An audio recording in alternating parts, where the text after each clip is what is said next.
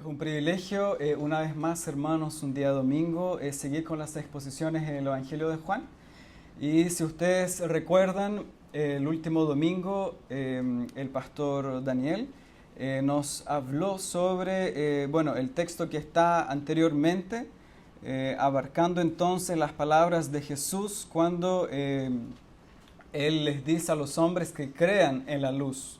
Dice él, creed en la luz para que seáis hijos de luz. Y después de haber dicho estas palabras, Jesús entonces fue y se ocultó de ellos. Usted tiene eso en el versículo 36, en la última parte, y estamos entonces cada vez más cerca del gran clímax de la historia redentora, que es cuando Cristo entonces entrega su vida en la cruz del Calvario. Estamos en la última semana de la vida de Jesús.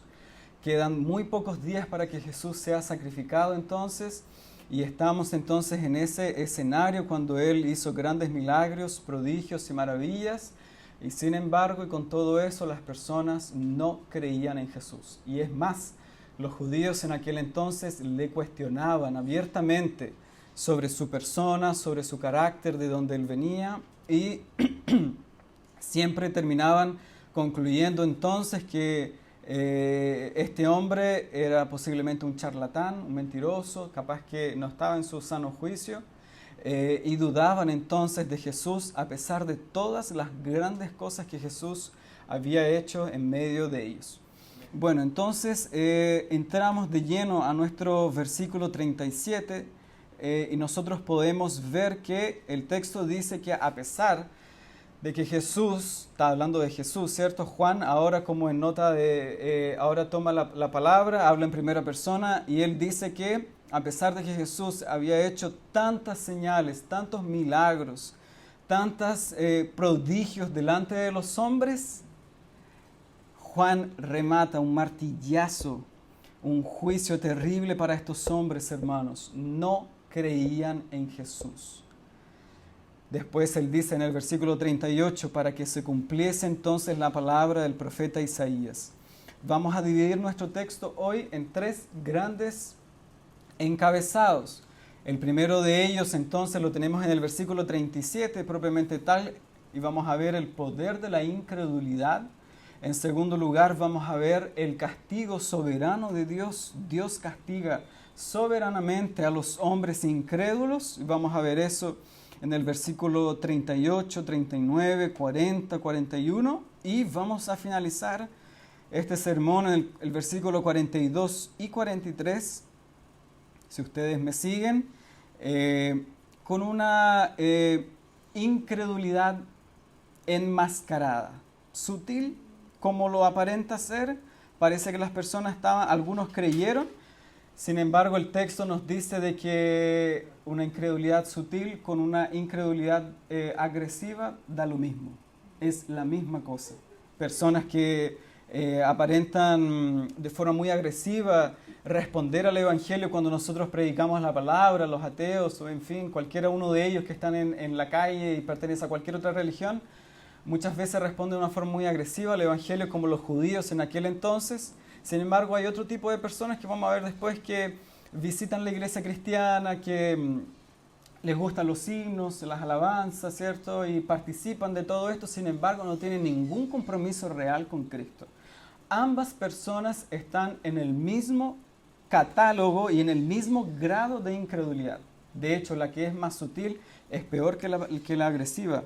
Vamos a ver eso más adelante.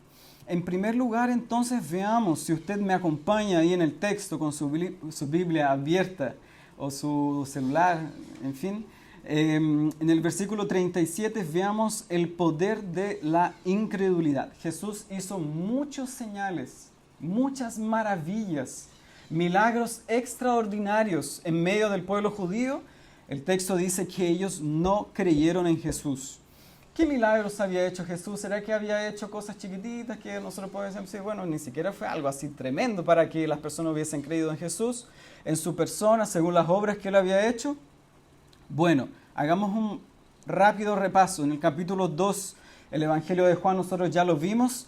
Jesús transformó en las bodas de Caná, ¿se acuerdan? El agua en vino.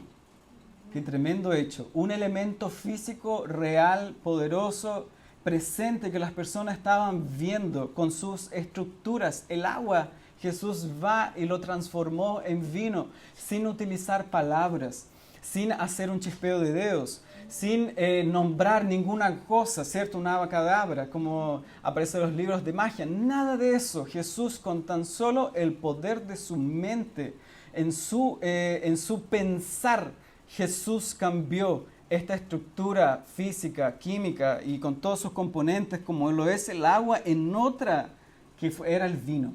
Un milagro real, poderoso. Jesús transformó el agua en vino y todos quedaron sorprendidos. En el capítulo 4 nosotros ya tenemos a Jesús encontrándose con una mujer que esta mujer no tenía idea quién estaba hablando con ella, ¿cierto? Y esta mujer, Jesús va y le pide de beber y Jesús les relata toda la vida de esta mujer. ¿Cómo es posible eso? Él dando a entender su carácter, su naturaleza, su persona. Jesús con su todo conocimiento, al tocar en su divinidad, Jesús va y relata uno a uno los pecados de esta mujer y va más allá y dice cuántos maridos esta mujer había tenido. Jesús revela toda la vida de esta mujer sin haber tenido así como un anticipo de parte de los discípulos, así como mira, te vamos a decir esto, ¿cierto? Sin nada de eso, que es lo que nosotros vemos hoy día en las iglesias de la prosperidad, que más de un show, ¿cierto? Todo organizado, programado. Jesús no lo hace así. Jesús, por su todo conocimiento, en su divinidad, toda su divinidad, revela la vida de esta mujer. Luego, en el final del capítulo 4, vemos que Jesús sana al hijo de un noble. Había un hombre que pidió ayuda a Jesús, que por favor descendiera, y Jesús entonces le dice, ve, tu hijo está sano. Jesús ni siquiera descendió a la casa. Y Jesús va y cura a esta persona a kilómetros de distancia. Y cuando este hombre va y se acerca a la casa, le mandan a decir, tu hijo está sano.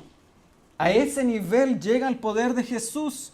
Y en el capítulo 5 Jesús va y se acerca entonces a un estanque donde había cualquier cantidad de gente atormentada por la enfermedad. Y había una persona que estaba allí hace muchos años, reconocida por el hecho de que no podía caminar, era un paralítico. Jesús se acerca a esta persona, les perdona los pecados. Y entonces, solamente Jesús pudo decir eso.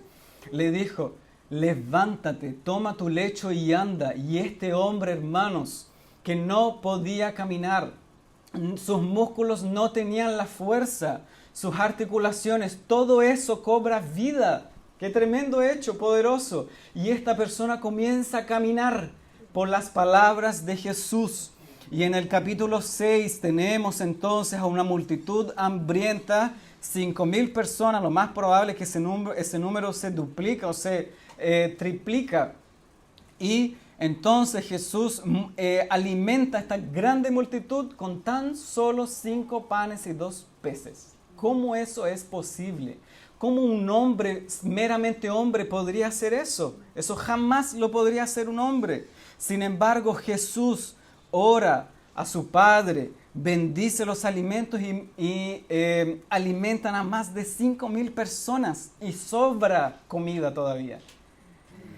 Jesús más adelante en el capítulo 6 aparece en la sombra de la noche andando sobre el mar. ¿Quién es este?, decían los discípulos, que hasta los vientos y el mar le obedece. ¿Cómo es posible que un mero hombre podría venir en la sombra de la noche caminando sobre el agua? Pedro intentó hacerlo, pero de repente Pedro dudó y cayó. Jesús lo hizo con gran poder y cayó la tempestad, el viento y la marea. Y en el capítulo 9 tenemos la cura de un ciego de nacimiento, una persona que no podía ver. Jesús le dijo, haz esto y tú vas a recibir la visión, y la recibió en verdad. Y en el capítulo 11, ya más cerca de lo que nosotros hemos visto, había una persona muy amada por Jesús. Habían 3 hermanos que él amaba mucho, ¿cierto? Ya los vimos, María, Marta y Lázaro. Y de repente le mandan a decir a Jesús que Lázaro estaba muy mal y Lázaro iba a morir. Y Jesús va y dice, para la gloria de Dios esto va a suceder. Y se quedó 3 días más en el lugar donde estaba. Cuando nosotros podríamos pensar, ¿y por qué Jesús no fue al tiro, a la llamada de estos seres tan queridos? Jesús se quedó ahí. Cuando Jesús llegó, Lázaro ya había muerto. Habían pasado 3 días que Lázaro había muerto. O sea, los gérmenes, las bacterias ya se habían apoderado del cuerpo de este hombre. Usted se puede imaginar esa escena terrible y tan repugnante para las personas. Basta que pase un par de horas y el cuerpo ya está emanando mal olor y putrefacción y todo eso. Lázaro había pasado 3 días, ya estaba más que enterrado. La piedra ya se había puesto por encima del túmulo de Lázaro y Jesús se acerca y lo llama a la vida. Lázaro, ven fuera, como si le estuviera hablando a una persona que estaba viva. Era una persona que estaba muerta, atada por el poder de la muerte y del pecado, y Jesús rompe las ligaduras de la muerte y lo trae a la vida por su poder. La palabra de Jesús tiene poder y trajo a este hombre fuera. ¿Se da cuenta todas esas señales, milagros portentosos, grandes señales Jesús hizo delante de los hombres, hermanos? No fue solo transformar el agua en vino, ya eso hubiese sido suficiente. Jesús hizo muchos milagros extraordinarios. De hecho, la resurrección de Lázaro posiblemente fue el milagro más grande en el Nuevo Testamento, a no ser ganado por la resurrección de Cristo. Pero fue una señal que los hombres quedaron atónitos, impactados por el hecho de la resurrección de Lázaro. De hecho, muchos comenzaron a seguir a Jesús delante de ese hecho, porque no había profeta jamás que había traído a una persona a la vida. Jesús lo hizo. ¿Y saben qué? No creyeron en Él. ¿Vieron eso? No creyeron en Jesús. Vemos entonces, hermanos, claramente que a pesar y con todo eso, los milagros no pueden salvar a una persona. Esta gente tuvo milagros en demasía, muchas señales delante de ellos. No creyeron en Jesús. El Nuevo Testamento nos enseña, hermanos, en Juan y en todos los libros del Nuevo Testamento, podemos ver que los milagros que después comenzaron a realizar los apóstoles, ¿cuál era la finalidad del milagro? La finalidad del milagro era confirmar la palabra que ellos traían. Esa era la finalidad del milagro. Juan después dice en el capítulo 20 que todas estas señales, estos milagros de Cristo fueron hechos para que creáis que Jesús es el Cristo y para que creyendo en Él tengan vida eterna. Sin embargo, el milagro propiamente tal no salva a nadie. Por eso la gente hoy anda detrás de milagros y que quieren ver cosas poderosas de parte de Dios y escuchar el ángel que les habla desde el cielo. Esta gente tuvo todo eso y aún así no creyeron. En los textos anteriores nosotros vemos que vino una voz del cielo cuando estaban todos reunidos y el Padre dijo, este es mi Hijo amado. Él anteriormente lo había dicho y en esta oportunidad cuando Cristo dice, Padre, glorifica tu nombre, la voz del cielo respondió, lo he glorificado y lo glorificaré otra vez más. Y la gente escuchando eso dijo, ¿será un ángel que habló con él? ¿Será un trueno? No sabían, no creyeron. Entonces la gente hoy no necesita esas cosas, hermanos. Las personas se acercan a la iglesia muchas veces buscando cosas extraordinarias. Vivir en lo extraordinario, dicen ellos, en el poder y todo eso, pero aún así no creen. Esa no es la base del mensaje del Nuevo Testamento, no son los milagros. Esta gente con todo eso, su corazón se endureció más todavía. Tercer lugar, las personas, hermanos, y esa es la trágica historia de la humanidad. Prefieren, no es que están obligados a no creer. El hombre prefiere, decide no creer en Cristo. Es una terrible realidad. Las personas por su propia voluntad prefieren vivir como ellas viven. El ser humano no es una persona, inclusive si no fuera moralmente buena, moralmente neutra. En un punto neutro nace el ser humano, ni siquiera inclinado hacia el bien o hacia el mal, sino en un punto neutro. Ni siquiera eso. El hombre decide con todo eso la maldad, la iniquidad. Las personas prefieren no creer en Cristo de una forma abierta, pública, decisiva. Prefieren atar sus corazones a la incredulidad por elección propia. Eso es lo que nosotros vemos en estos textos. Y ahí entonces vemos toda la depravación del hombre. Es real la depravación del hombre.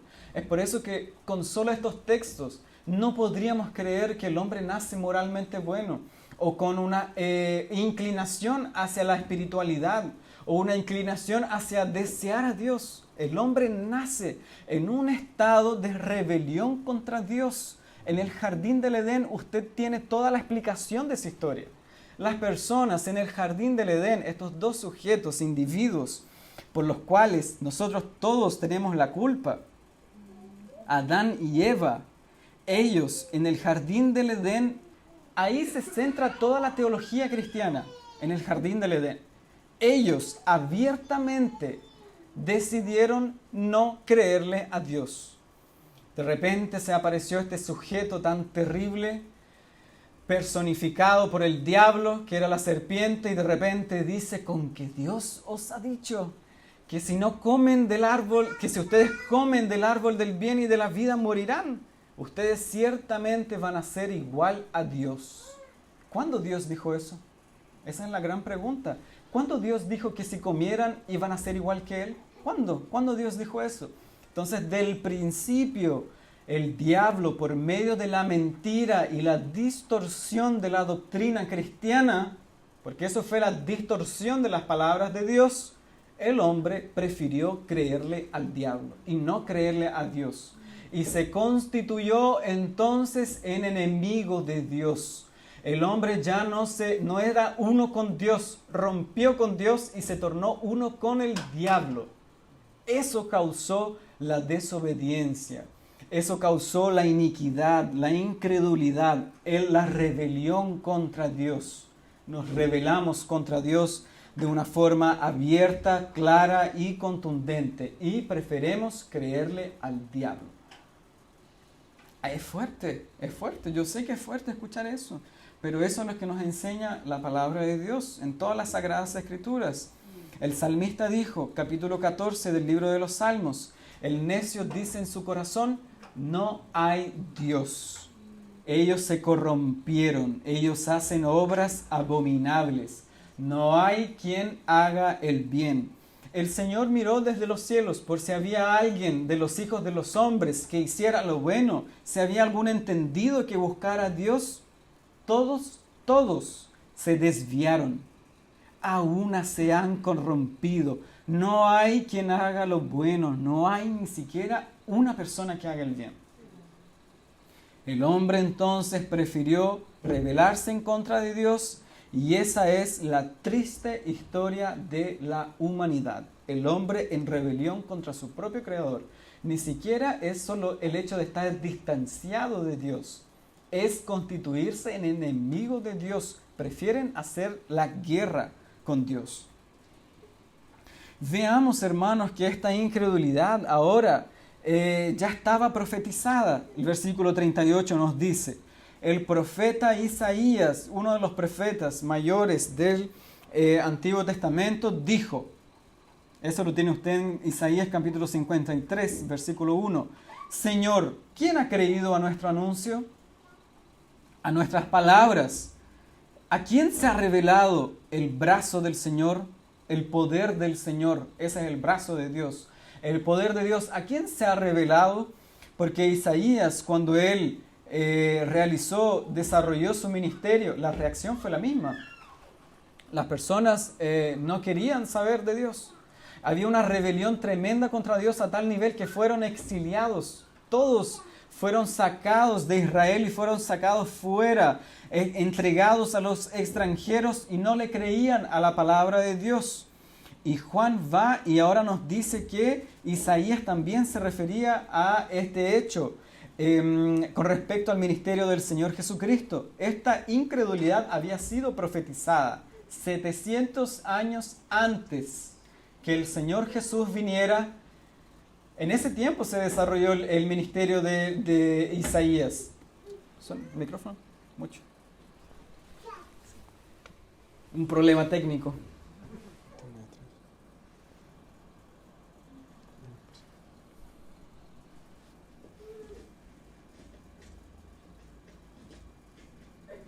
Da para tomar agua mientras tanto.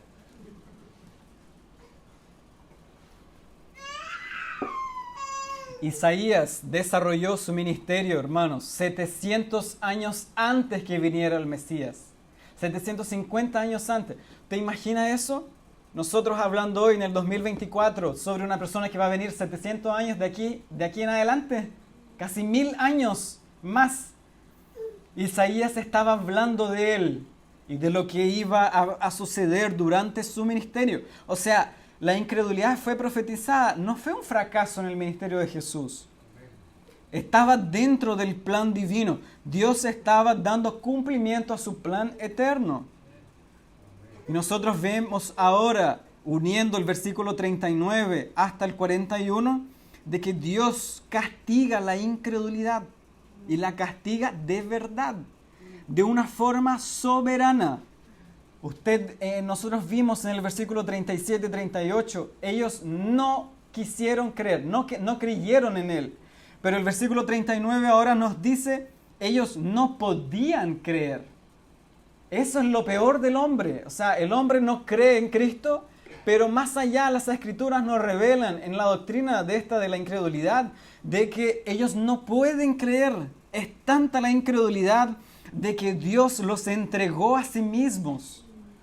Isaías dijo en el capítulo 6 de su libro, Dios les cegó los ojos, les endureció el corazón para que no vean con los ojos y entiendan con el corazón y se conviertan y yo los sane. Dios los castigó con la incredulidad. El pecado del hombre era tan grande que Dios fue y los entregó a sí mismos. Ahí tienen, entregados a sus propios deseos, a su propia iniquidad, a sus propias maldades. Dios quita la restricción divina de los hombres. Dios, a lo largo de toda su palabra, nosotros vemos que Dios restringe la maldad. Si no, cada uno de nosotros, hermanos, llegaríamos a ser peores que Hitler. En la persona de Hitler nosotros vemos de que Dios quitó su restricción. Y este hombre llegó a ser tan malo como una persona puede llegar a ser. Usted y yo, si no es la gracia de Dios en nuestras vidas, seríamos quizás peores que Hitler. Eso enseña la doctrina de la incapacidad humana. El hombre puede llegar a ser tan malo como su pecado lo lleve. Sin embargo, Dios restringe la maldad, restringe la iniquidad y por tanto entonces usted, aunque cuando no era cristiano no llegó a matar a nadie, no llegó a robar posiblemente, no llegó a cometer asesinatos, porque Dios lo restringía aún en su misericordia, restringe la maldad del hombre. Sin embargo, hermanos, llega un punto en que Dios quita la restricción. Eso es lo peor que le puede ocurrir a una persona, que Dios quite su misericordia a tal punto que esa persona es entregada a sí misma. ¿Sabes qué? Haz lo que quieras. Entregado a su propio corazón, a sus propios deseos perversos y malos. Entonces usted tiene ahí la historia terrible que se repite una y otra vez con los israelitas. En los salmos ellos le pidieron a Dios y reclamaron comida y maná y esto y no estaban contentos nunca y querían agua y lo otro y decíamos Egipto porque allá teníamos el comino, las verduras y todo eso. Aquí no tenemos nada, reclamando una y otra vez contra Dios. Y los salmos, hay un salmo tan terrible que cuando yo lo leo, Dios les dio lo que pidieron. Y el otro texto dice, y envió mortandad delante de ellos. ¿Hay algo más terrible que eso? Que Dios te dé lo que tú pides, bueno, ahí lo tienes. Y envía con eso la mortandad a tu alma. No hay nada más terrible que eso. Y los hombres fueron entregados a sus propios deseos pecaminosos. Eso es lo que está en este texto. Dios los endureció. Tanta su maldad, tanta su perversión, que Dios fue y los cegó. Los entregó a las tinieblas. endureció el corazón de ellos. ¿Ustedes se recuerdan eso con la historia de Faraón? Capítulo 8. La soberanía de Dios no está opuesta a la responsabilidad humana, porque nosotros vemos en un texto que dice que el Faraón de nuevo endureció su corazón. Pero hay otro texto que dice que Jehová endureció el corazón de Faraón. Entonces, ¿cómo es la cosa, cierto? El corazón del Faraón estaba tan endurecido que Dios lo entregó a sí mismo. Y lo endureció aún más de lo que este hombre podría llegar a hacer. Y el apóstol Pablo, una vez más, desarrolla esta idea en el capítulo 1 de Romanos y dice una y otra vez en el versículo 24 en adelante: Dios los entregó a la inmundicia. Esa misma expresión se revela 3 veces en un corto periodo de Romanos capítulo 1. Dios los entregó a la inmundicia. Dios los entregó a las pasiones vergonzosas. Ellos no aprobaron tener en cuenta a Dios. Bueno, esa es la incredulidad del hombre. Dios, tercera vez, los entregó a una mente reprobada. Dios los entregó a pasiones vergonzosas, a la inmundicia, a una mente reprobada. El hombre no cree. Bueno, Dios está en su total derecho soberano de entregarlos a sí mismo. Y eso fue lo que ocurrió con estos hombres. Fue tanta su dureza de corazón que Dios entonces los petrificó, más todavía entregándolos a sí mismo. Pero hermanos, llegamos al versículo 40 y es tan tremendo cómo termina el versículo 40, porque el Señor dice: y que así se puedan convertir y yo los sane, porque el Evangelio es totalmente una revelación de Dios, de inicio a fin. Isaías dijo: ¿a quién se ha revelado el brazo del Señor? Es Dios quien se revela. No es el hombre que sale a buscar a Dios y de repente encuentra a Dios. No, es Dios quien abre las cortinas. Es Dios que del cielo desciende y obra en el corazón de los seres humanos. Y entonces los convierte y cambia el corazón. La única posibilidad para que las personas sean quebrantadas es que sean convertidas de parte de Dios. Es Dios quien convierte el corazón del hombre, que lo cambia. Cambia la dirección, los deseos, las emociones, los afectos que habla Jonathan Edwards, los más profundos del alma. Solo Dios los puede cambiar. Y de repente entonces esta persona comienza a desear a Dios, porque Dios le salió al encuentro. Dios vino, acabó con la muerte espiritual de las personas, de sus escogidos. Solamente Dios lo hace, Dios se revela y Dios los sana. Esta es la cura que los hombres necesitan, la cura de Dios para con el problema que tienen en su corazón del pecado. El Evangelio entonces, hermanos, la revelación del poder de Dios es la única forma por la cual una persona puede ser salva. Y Calvino concluye diciendo: el hombre no es salvo por su sagacidad, por su inteligencia. El hombre no es salvo por su poder intelectual, la mente. Esta persona tiene una mente brillante. Entonces solo los que tienen una mente brillante, como Einstein, pueden conocer a Dios. No es así. Ni Einstein conoció a Dios. Teniendo delante de sí toda esa poderosa, todos esos testigos que él pudo ver en la ciencia y la maravilla de eso, ni eso lo llevó a Dios.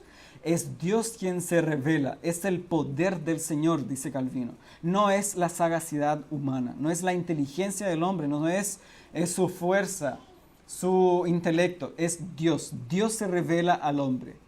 Y Juan termina con una gota de gloria, esta referencia que hace a Isaías diciendo, de repente como que nos encontramos así como que en shock, porque dice en el versículo 40 de que Isaías vio la gloria de Cristo.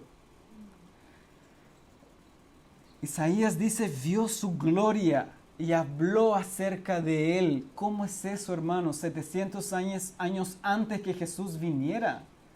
Y cuando usted lee el capítulo 53 de esta profecía o el capítulo 6. En el capítulo 6 usted ve que Isaías dice que él vio al soberano, al Adonai. Vi yo al Adonai, el soberano de los reyes de la tierra, al Señor sentado sobre un trono alto y sublime. Y Juan utiliza esta profecía acá hablando acerca de Cristo y dice, bueno, Isaías estaba hablando de Cristo. La gloria de Cristo es la gloria del soberano, de la gloria del Adonai, y escribe sobre él y habla sobre él, porque Cristo es el corazón del Antiguo Testamento. Cristo es el centro del Antiguo Testamento. Y aquí tenemos una vez más el Nuevo Testamento interpretando el Antiguo Testamento.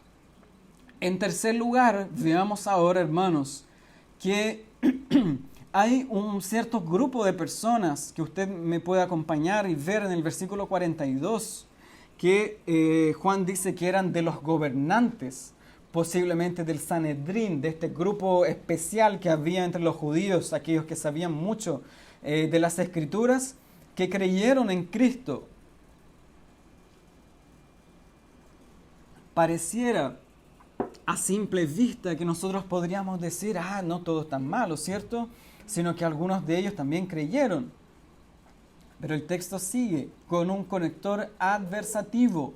Pero, sin embargo, a causa de los fariseos, estos gobernantes que habían creído no confesaban a Cristo para no ser expulsados de la sinagoga. Grande cosa, ¿cierto?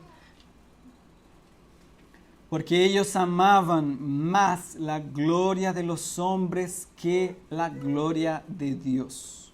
Entonces había un grupo de personas que posiblemente, aparentemente, creyeron en Cristo. Sin embargo, nosotros vemos que estas personas tenían una fe más que auténtica, era una fe como enmascarada. Una fe muy sutil, tan sutil que no era auténtica. Porque nosotros podemos ver que por causa de fariseos, de hombres, no confesaban a Cristo. Hermanos, clave eso en su corazón, en sus oídos, como dijo el Señor. Hagan que esto penetre en sus corazones y en sus oídos. La fe que no confiesa a Cristo no es fe verdadera. No hay escapatoria. No hay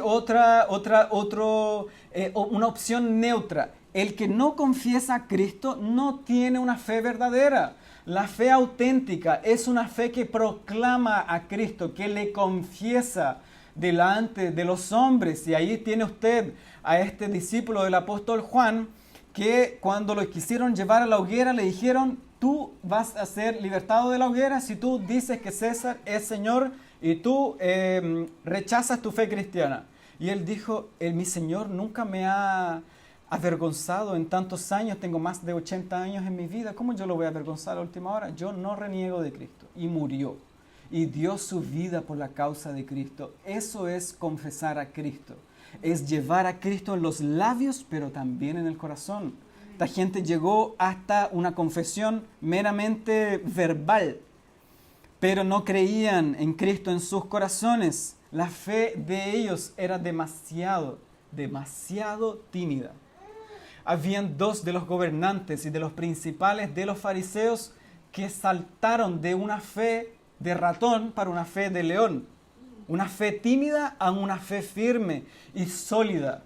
Porque usted lo ve ahí a Nicodemo buscando a Jesús en la noche para que nadie probablemente lo viera y así nadie supiera de ellos y se va a encontrar con Cristo en privado. Para saber un poco más, porque las personas me pueden ver y quizás qué van a decir. Yo soy un maestro de la ley y estoy buscando a este hombre que se dice que es el Mesías. Y busca a Cristo de una forma muy tímida. Sin embargo, a lo largo de todo el ministerio de Jesús, este hombre comienza a avanzar y a crecer. Y de repente usted lo tiene defendiendo la causa de Cristo en público. Y le dijeron, tú eres también uno de ellos. A ese nivel llegó la fe de Nicodemo y de José de Arimatea también, porque mientras todos los discípulos todos huyeron, nadie se quedó con él, José de Arimatea se acercó y sacó y pidió sacar el cuerpo de Jesús de la cruz y darle un entierro digno. Entonces en un lugar, así cumpliéndose la profecía, que fue sepultado con los ricos. estas dos personas pasaron de una fe tímida a una fe fuerte y sólida. Esto fue exactamente lo que ocurrió con los discípulos, tímidos, débiles, muy tambaleantes. Entonces usted tiene un tipo de discípulo, un tipo de Pedro, hasta Hechos capítulo 1. Usted llega a Hechos capítulo 2 y usted tiene a otro apóstol, Pedro. ¿Qué fue lo que ocurrió? Esa es la gran pregunta. ¿Qué fue que ocurrió con los discípulos después de Hechos capítulo 2? Bueno, el Señor lo explica en Hechos capítulo 1. El Señor dice, ustedes recibirán poder cuando haya venido sobre vosotros el Espíritu Santo, y me seréis testigos. Acá lo tenemos una vez más. Confesar a Cristo, ser discípulos de Él, testificar de Cristo en Jerusalén, en toda Judea, en Samaria y hasta lo último de la tierra. Y en Hechos 2 son capacitados poderosamente para eso. Y fueron testigos. Confesaron a Cristo y ahí usted lo tiene. De repente cuando los quisieron callar para que no hablasen más de Cristo, los apóstoles, dice Hechos, ellos dijeron, ¿es justo que nosotros obedezcamos a los hombres y no a Dios? No es así. Vamos a obedecer a Dios y no a los hombres. Y ahí los tenían ustedes predicando la palabra con tanto poder, con tanta denuedo, testificando, confesando a Cristo. Entonces, hermanos, no hay agente secreto en la vida cristiana. Lo escuchamos en la mañana. No hay una persona que nosotros digamos, hoy, ¿sabes qué? Trabajé años con esta persona, nunca me habló de Cristo. Qué terrible sería eso. Llegar un día delante de Dios y al juicio final y que una persona, el que vivió al lado nuestro, un tío, un primo, un papá, un hijo, etcétera, compañero de trabajo de años, nunca se dieron cuenta que usted era cristiano. La persona que es cristiana salta de la timidez a la fe verdadera. Entonces, esa cosa de, no, que soy tímido, y así se pasa toda la vida. Una vida tímida, arrinconada espiritualmente hablando, una persona que no es capaz de hablar a otra de Cristo, no es capaz de confesar su nombre, de hablar sus grandes maravillas en su vida. ¿Usted podría hacer eso? Yo soy un testigo vivo de Cristo, de lo que Él hizo en mi vida. Yo era una persona que vivía lejos de Dios y Dios intervino en mi vida. Así yo quiero que Cristo intervenga en la tuya. ¿Tú eres capaz de decir eso? Porque hay una cosa, hermanos, es tener una personalidad tímida, ¿cierto? No, una persona introvertida, eso es una cosa. Pero otra cosa es una persona que no es capaz de testificar de Cristo. Una persona que es tímida y tiene una personalidad hacia adentro puede también hablar de Cristo y puede hablar de Cristo con propiedad. Porque, hermanos, fue algo que Cristo realizó en mi vida. ¿Cómo usted podría quedarse callado? ¿Cómo podría usted no hablar de Él a otros? ¿Cómo podríamos no ser testigos ambulantes de lo que Cristo hizo en nuestras vidas? El apóstol Pablo lo dice, nosotros creemos y testificamos. Él lo dice en 2 Corintios. Yo creí, citando un salmo, creí por lo cual hablé. También creemos y por lo mismo hablamos. Entonces usted tiene que predicar a Cristo. Usted no solamente predicar en la plaza, no solo predicar en la iglesia.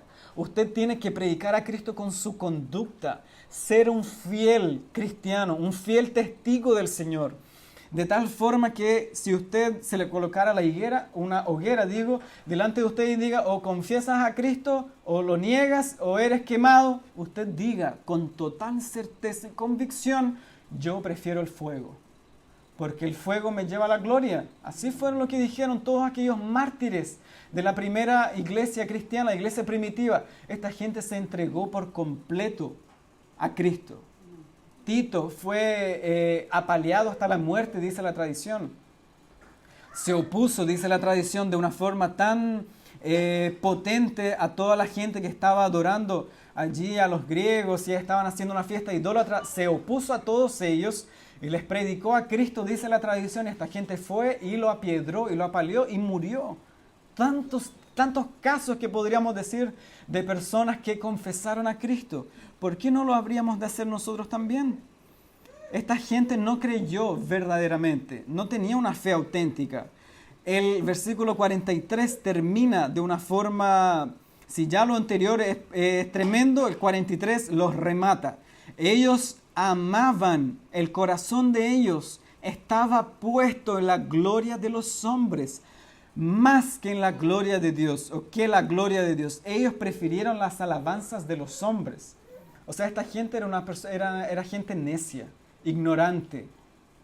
Llegaron a tal punto de preferir las alabanzas de los hombres, de preferir entonces el aplauso de los hombres que el aplauso de Dios, que el reconocimiento de Dios. Ellos temían a los hombres y no le temían a Dios.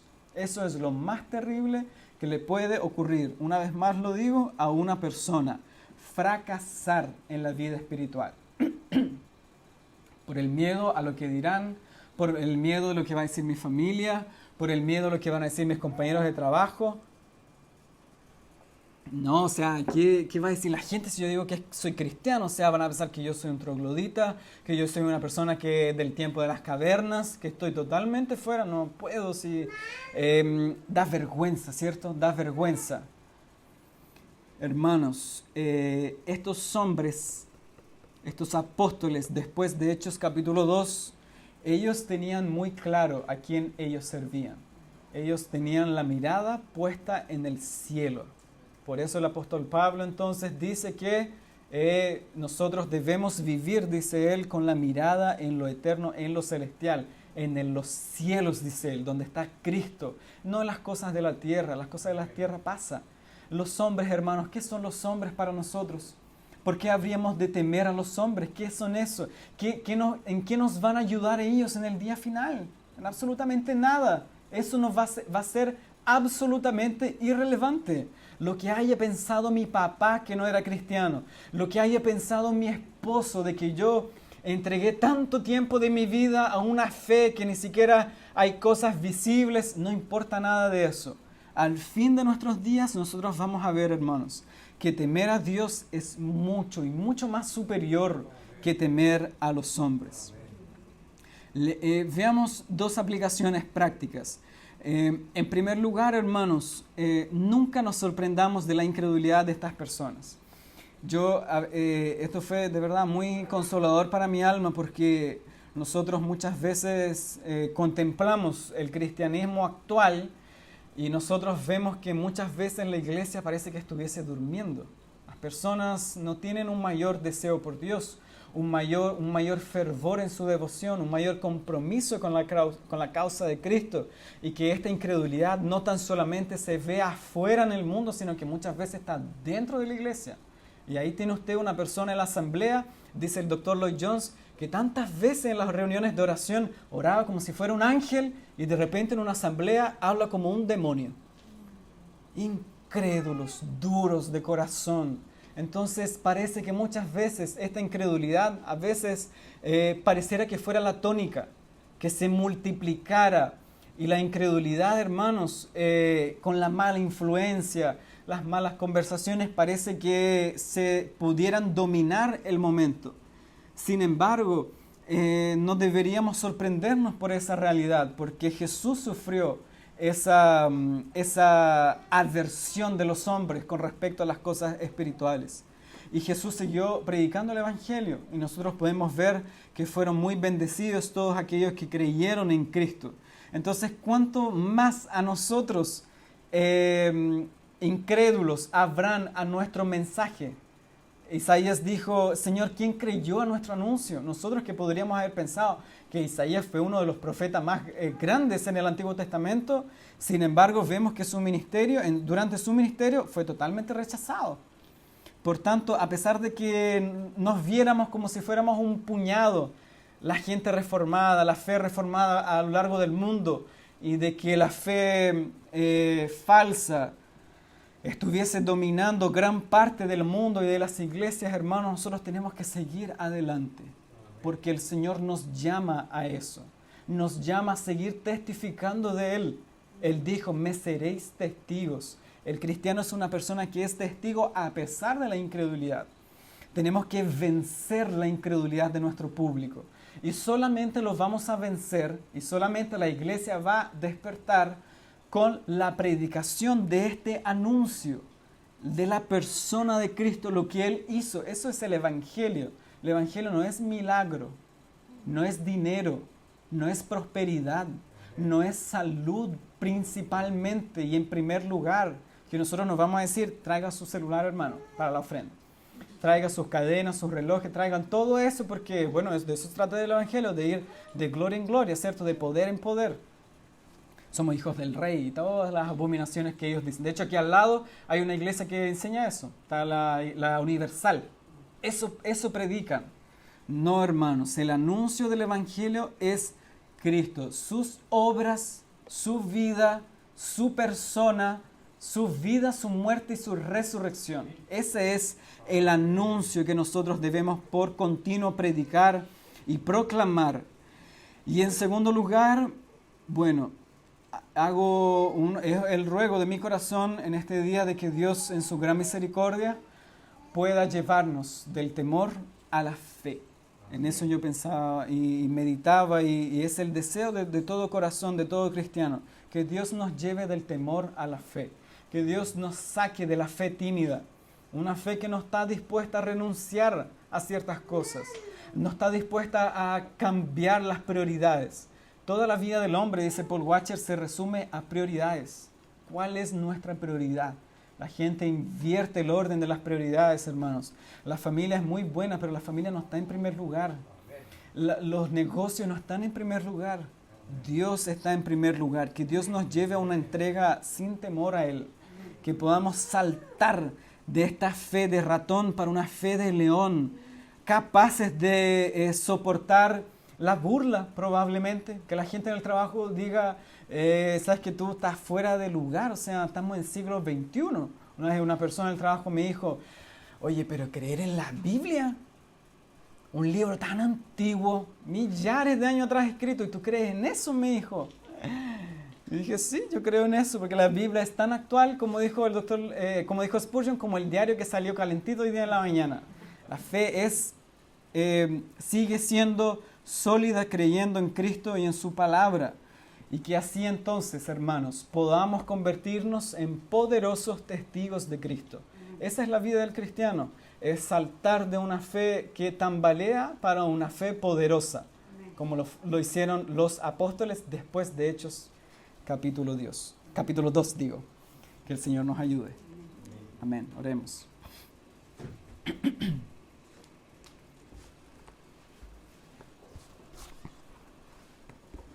Oremos. Amado Dios, amado Rey, en esta tarde, Señor,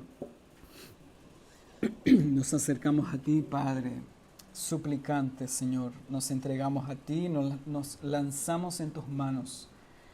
Oh Dios, somos tan débiles. Tenga misericordia, Señor, de nuestras almas. ¿Quién de nosotros podría decir que aquí somos los tales en la fe cristiana, que somos poderosos en la fe cristiana? ¿Quién de nosotros podría levantarse con la frente en alto y decir que es merecedor del favor de Dios? Oh Dios, ten misericordia de nuestras vidas espirituales, Señor. Tenga compasión de nuestras almas. Oh Dios, ¿quién puede levantarse delante de ti? Dicen los salmos. ¿Quién puede colocarse de pie delante del Altísimo? Oh Señor, tenga misericordia de nuestras vidas y perdone hoy todos nuestros pecados. Borre hoy nuestra iniquidad, Dios. Borre hoy nuestra maldad. Perdone, Señor, nuestra incredulidad. Como este hombre que clamó y dijo, yo creo, ayuda mi incredulidad. Ayúdanos, oh Dios. Y danos valentía, danos denuedo, danos poder, Señor, para que entonces podamos ser testigos fieles de Cristo Jesús. Cristo Jesús vino a este mundo a salvar a pecadores, dijo el apóstol Pablo, de los cuales yo soy el primero. Así nos sentimos nosotros en este día, Señor. Cristo entregó su vida por nosotros. ¿Qué haremos por Él? Esa es la gran pregunta hoy, que pueda retumbar en nuestros corazones. ¿Qué haré yo por Cristo? ¿Qué voy a hacer yo con este Evangelio ¿Qué voy a hacer yo con estas palabras que yo acabo de escuchar hoy día? Estos hombres se entregaron por completo por la causa de Cristo, los apóstoles en la iglesia primitiva. ¿Qué voy a hacer yo por Él? Oh Dios, por favor, en este día clamamos, Señor, y suplicamos su misericordia, para que desde lo alto de los cielos el Señor intervenga en nuestra vida y pueda despertarnos, Señor. Despiértanos, oh Dios, y quítanos la timidez espiritual, esta traba en la lengua para confesar a Cristo. Oh Dios, ten misericordia, lo suplicamos, Señor, porque deseamos verdaderamente, sinceramente, ser testigos de Cristo, confesarlo en privado y confesarlo también en público. Haznos, Señor, hombres y mujeres llenos del poder del Altísimo, para que así entonces podamos, Señor, vivir un evangelio conforme a su palabra. Gracias, Dios, por tu palabra, Señor, porque ella es un bálsamo para nuestra alma. Es un tesoro incalculable, incalculable. Es un precio tan elevado, Dios, estar en su presencia. Somos tan indignos, Señor. Somos tan pequeños, tan débiles, tan cortos de mente espiritual. Sin embargo, hoy clamamos para que Dios pueda ampliar nuestra visión, pueda quitar nuestro temor y nos lleve hoy a una fe sólida, robusta, verdadera en el Señor Jesucristo. Lo suplicamos en el poderoso nombre de Jesús. Amén.